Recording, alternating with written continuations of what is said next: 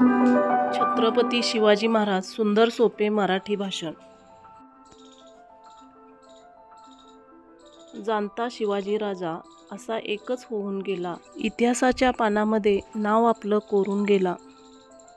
अध्यक्ष महाशय, वंदनीय गुरुजन वर्ग आणि माझ्या प्रिय विद्यार्थी मित्रमैत्रिणींनो, सर्वांना माझा नमस्कार। 19 फेब्रुवारी हा दिवस महाराष्ट्राच्या अस्मितेचा, अभिमानाचा आणि इतिहासाचा सोनेरी दिवस मानला जातो। आज 19 फेब्रुवारी छत्रपती शिवाजी महाराज यांची जयंती। ही जयंती आपण शिवजयंती म्हणून साजरी करत आहोत। छत्रपती शिवाजी महाराज हे रयतेचे लाडके राजे होते। त्यांचा जन्म 19 फेब्रुवारी 1630 रोजी शिवनेरी किल्ल्यावर झाला।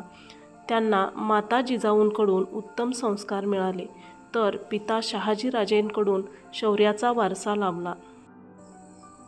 छत्रपती शिवाजी महाराज हिंदवी स्वराज्याचे संस्थापक होते।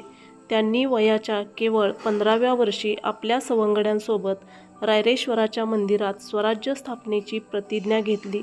स्वराज्याची निर्मिती करणे ही खूप अवघड गोष्ट शिवरायांनी साध्य केली। तानाजी मालुसरे, मोरारबाजी देशपांडे, नेताजी पालकर अशा अनेक शूरवीरांनी त्यांना साथ दिली।